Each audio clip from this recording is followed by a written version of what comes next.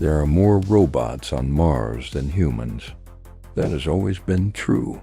But today, the machines weren't the ones marching toward us. "They're coming," I shouted, my voice cracking. The words tore out of me before I could stop them. "I can see them," Martha replied, calm as stone, her eyes locked on the horizon.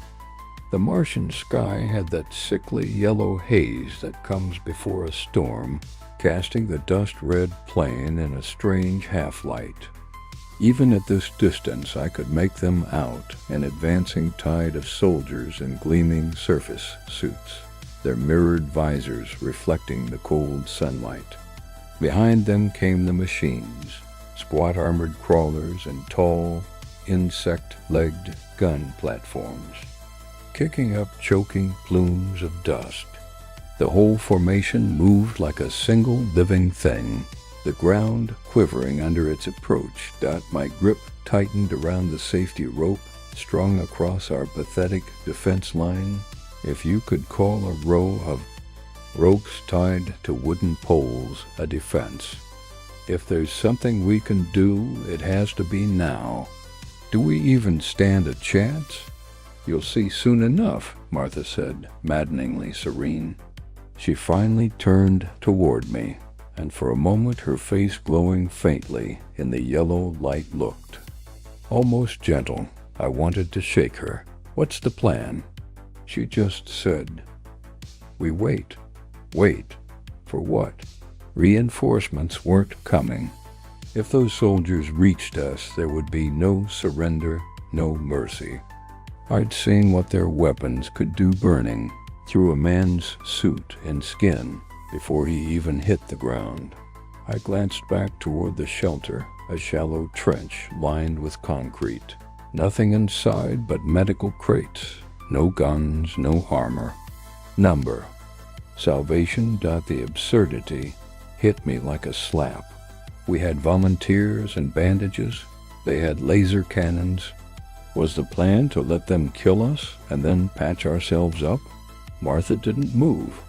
Her eyes stayed fixed on the incoming swarm, her jaw set. It was as if she was watching the sunrise, not an army about to crush us. "Hold on tight," she suddenly barked, her first sharp edge of urgency cutting through the air. Sweat ran down my back. Inside my gloves, my palms were slick. I started to wipe them on my suit, out of habit, stupid, useless, when Martha's voice cracked like a whip. "No, don't let go of the rope." She stepped in close, her movements quick and deliberate now. "Fasten it around your wrist like this." She wrapped her rope around her arm with practiced precision, the fibers biting into her sleeve. "And don't you dare let go." I copied her, my heart pounding harder with every step the enemy took. Their formation was close enough now that I could hear the faint hum of their machines under the low howl of the wind. "What if they don't stop?" I whispered. "They will," she said. The rope in my hands trembled, not from me, but from the faint vibrations coming up from the ground. Something else was moving beneath the surface.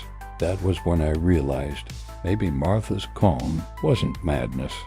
Maybe the plan wasn't to stop them with guns at all. Maybe the real weapon was already waiting under our feet.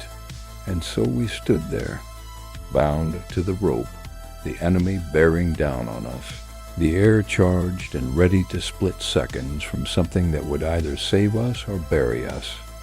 For a heartbeat, the world went silent. No wind, no machine hum, just the faint hiss of my own breathing inside the helmet. The enemy formation was still coming. Thousands of boots and mechanical legs moving in unison, but now it felt muted, like sound itself was holding its breath. The silence was worse than the noise. I wasn't afraid of them anymore. Not really. What terrified me now was us I kept thinking about what we'd done earlier that day. We'd sent away the only people who might have been able to fight alongside us friends who had turned up with old rifles, farm tools, even a few stolen explosives.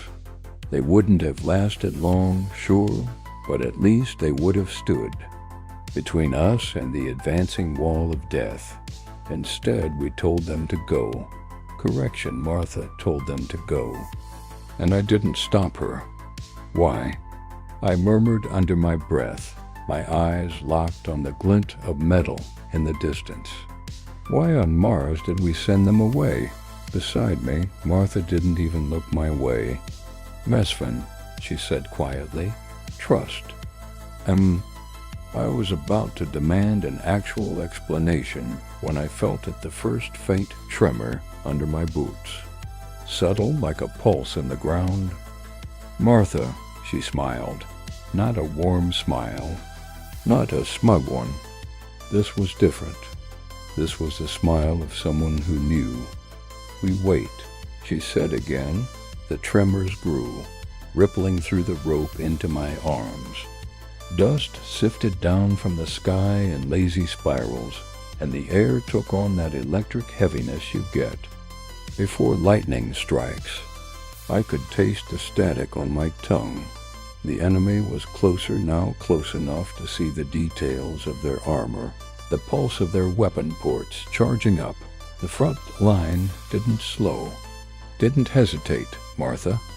My voice was a warning and a question all at once. Hold your ground, she ordered, eyes locked on the horizon. Then it hit hard. The ground shuddered violently, a deep subterranean roar rolling toward us like a wave. I nearly lost my footing, the rope snapping taut against my arm.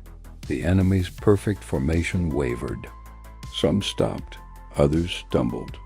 The machines in the back shifted uneasily, stabilizers digging into the soil. What is that? I yelled over the growing thunder. Martha's smile widened just enough for me to catch it. Our answer. Something under the Martian crust was waking up.